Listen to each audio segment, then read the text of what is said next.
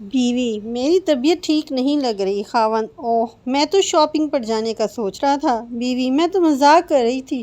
شوہر: میں بھی مذاق کر رہا تھا، چل اٹھ کے روٹی پکا۔ دو آدمی سڑک کے کنارے یوں ہی کھڑے تھے۔ پہلا آدمی: بڑے برے پھنسے ہیں، میری بیوی اور محبوبہ ساتھ ساتھ آ رہی ہیں۔ دوسرا آدمی: لیکن قدرے عجیب اتفاق ہے، یہی بات میں بھی کہنے والا تھا کہ میری بیوی اور محبوبہ بھی ساتھ ساتھ آ رہی ہیں۔ حج سے واپسی پر کچھ ہفتوں تک بیوی نوٹ کرتی رہی کہ حاجی صاحب اب مجھے میری جان، میری پیاری سی جان، میری جان جگر، میری ڈارلنگ وغیرہ جیسے کلمات سے نہیں پکار رہے ہیں۔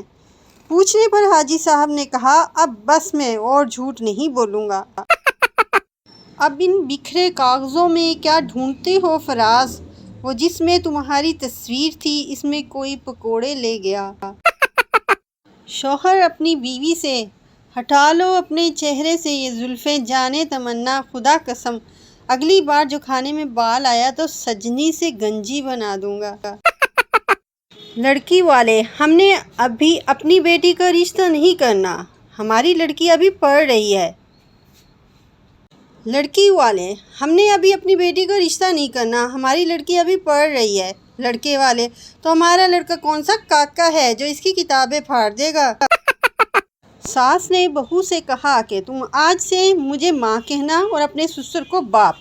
بہو نے کہا: جی ٹھیک ہے۔ رات کو جب شوہر گھر آیا تو بہو بولی: امی، بھائی گھر آ گئے ہیں۔ جب بھی فریج سے پانی کی بوتل نکالو لازمی واپس بھر کر رکھو، ورنہ لیکچر موبائل سے شروع ہوگا اور پڑھائی پر ختم ہوگا۔